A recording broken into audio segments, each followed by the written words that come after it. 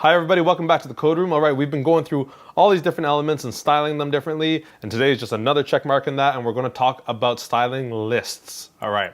Okay, so we styled tables, headers, paragraphs, links. All right, now let's take a look at the last one here, the lists. So we have an unordered list here, and we have an ordered list here. Now, we've actually done some styling on this in previous episodes. If we look up here in our style sheet, we actually have this list item color orange. I'm just going to get rid of that and kind of start from scratch here, okay? Now, in previous episodes, we did learn about this idea of nesting elements in CSS selectors, okay, for tables, and we're going to be applying some of that here as well. Okay, so, all right, very first thing I'm going to teach you guys is some styling that you can do on the actual list itself, the entire list, and then we'll talk about the list item. Okay, so let's just save what we've got here by removing that orange and refresh. Okay, so we're kind of back to our defaults here. All right, so we're going to style the unordered list here. Okay, so unordered list. And one of the cool things you can do is you can actually change the bullet points that are here. Okay, so you can say list style. Okay, and the default is disk. Okay, so if you save that and you refresh it, nothing happens. This is just a little disk. Okay, you can change that to things like circle though. And circle will actually render this hollowed out circle. There you go. You can change it to square if you want. Okay, and you can even change it to none if you want. Okay, let's say for this specific list, you don't want to actually show those bullet points, okay? There you go. And let's say you don't like how indented they are. You can change that as well, okay? So you can change the padding, and specifically the left padding. Okay, and you can set that to 0. Okay, or maybe you want it more pronounced, okay? Maybe you want it 20 pixels in. Okay, or sorry, more than that. Let's say 120 pixels in. There you go. Okay, so let's change this back to circle. Circle is kind of nice. There we go. All right, so a nice indented list there. All right, and now let's start to play around with the actual list items themselves. Okay, so I only want to affect the list items that are part of this unordered list, not the ordered list. Okay, because I want those styled differently. So I'll say any list item that's inside an unordered list. Okay, there we go. And so let's say I want these spaced out a little bit, okay?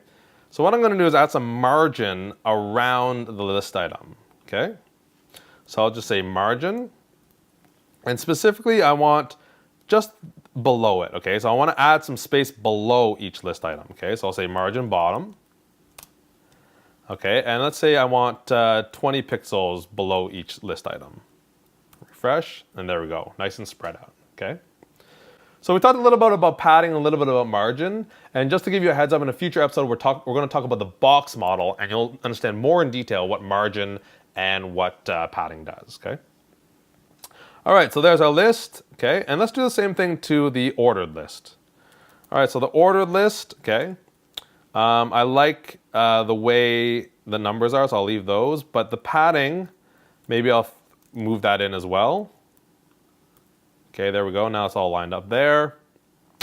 And what I will do is, again, introduce some margin at the bottom as well of each one of these items, okay?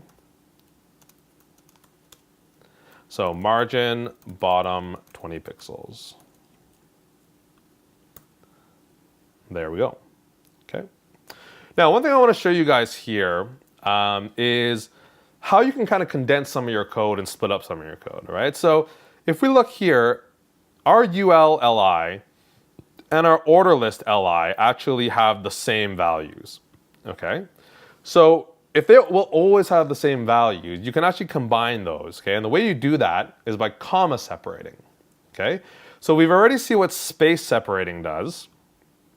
And we've already seen ways that you can add in pseudo selectors. Now I'm going to show you what a comma does, okay? So by putting a comma here,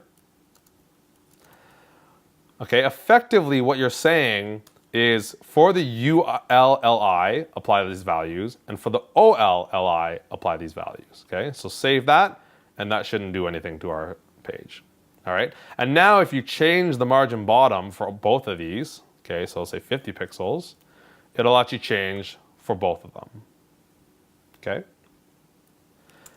Now, some of you might be asking, well, why don't I just apply that to the LI rather than specifying it within the OL and the UL? And that's a very good point, okay? And this all has to do with when you start to design your CSS, okay? There's certain situations where a comma separated value would make sense. There's certain situations where unnesting would make sense. There's certain situations where nesting makes sense, all right? We'll get into complex selectors in the future, but just know that there are definitely many, many options to achieve the same result, and it all depends on your web page, okay? All right, that's it for styling lists. We'll see you guys in the next one.